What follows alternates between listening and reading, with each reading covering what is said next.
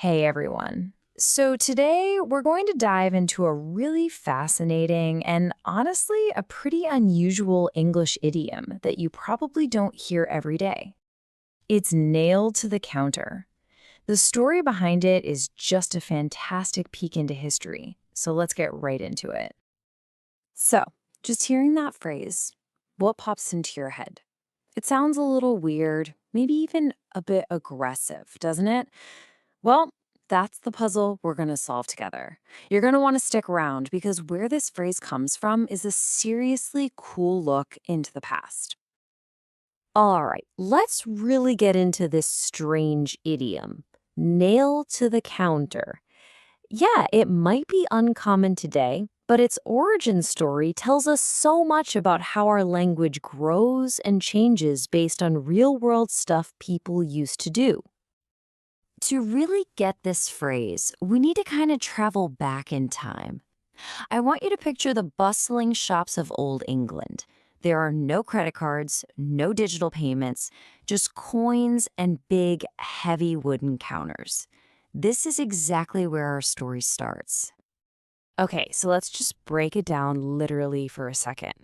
The word nail, means to fasten something. And a counter is just that checkout desk in a shop. So we are literally, and I mean literally talking about nailing something to that counter. But what exactly were they nailing? So here was the old custom. Picture this. A customer pays with a coin.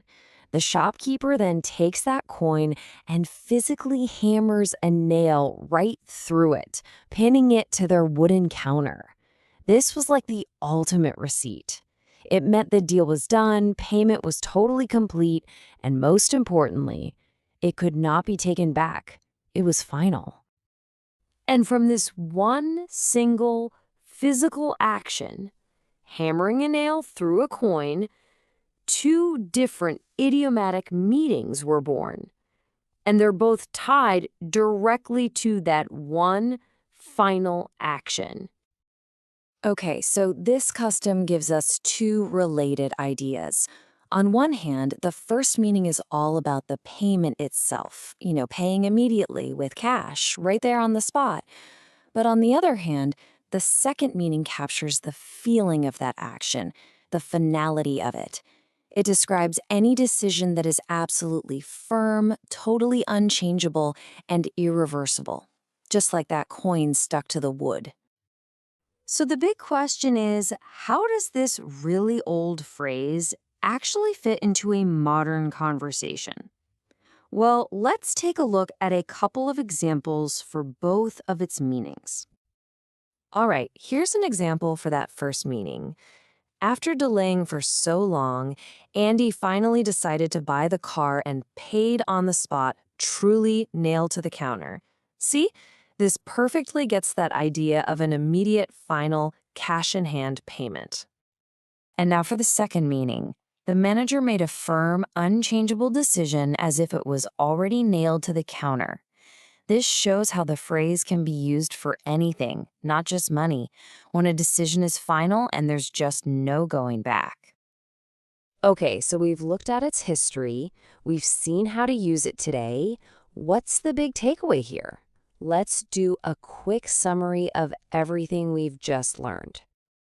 So, to wrap it all up, nail to the counter started with a super literal action, right? Nailing a coin to a counter. This was an Old English shop custom to finalize a sale.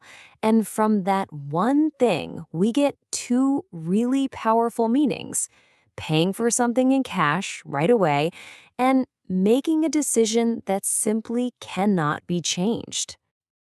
And that kind of leaves us with a really fascinating question to think about. This idiom comes from a practice that we just don't see anymore, but its meaning is still alive. It makes you wonder, what other phrases we use every single day might have similar hidden histories? It's a great reminder that language is basically a living museum. Thank you so much for watching. Thank you for watching this video. Hopefully useful. Don't forget to like and subscribe.